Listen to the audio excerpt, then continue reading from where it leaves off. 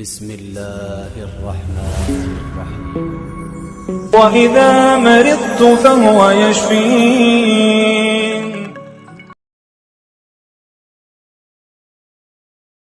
خونی سورج گرہن۔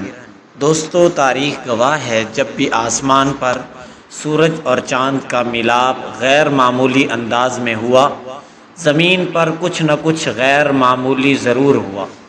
سورج گرہن، لیکن یہ صرف ایک گرہن نہیں ہوتا بلکہ یہ خونی سورج گرہن کہلایا جاتا ہے۔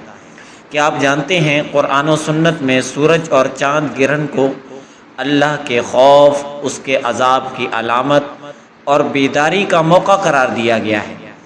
یہ وہ لمحہ ہوتا ہے جب دعائیں آسمان چیر کر رب کے عرش تک پہنچتی ہیں اور شیطانی قوتیں پوری شدت سے سرگرم ہوتی ہیں۔ دوستو، اس ہفتے کی خاص بات یہ ہے کہ یہ گرہن صرف قدرتی نہیں بلکہ روحانی اثرات سے بھی بھرپور ہوتا ہے۔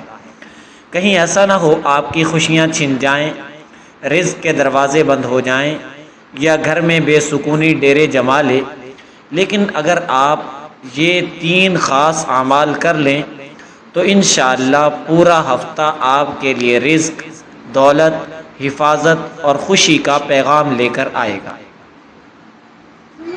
اب اعمال کی طرف آئیں، فوکس کریں۔ گرہن کے دوران یا اس کے فوراً بعد 2 رکعت نفل نماز کسوف سورج گرہن کی نماز ادا کریں۔ یہ سنت نبوی ہے اور خوف سے نجات کا ذریعہ ہے۔ 101 مرتبہ یہ ذکر کریں، یا حفیظ یا سلام، یا حفیظ یا سلام۔ یہ اسماء حسنہ اللہ تعالیٰ کی حفاظت اور سلامتی کو دعوت دیتے ہیں، آپ کے جسم، مال، گھر اور اولاد کی حفاظت کریں گے۔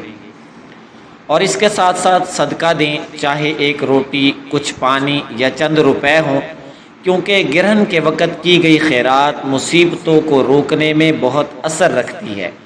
دوستو، یہ موقع ہے خوف کو طاقت میں بدلنے کا، خطرے کو رحمت میں ڈھالنے کا۔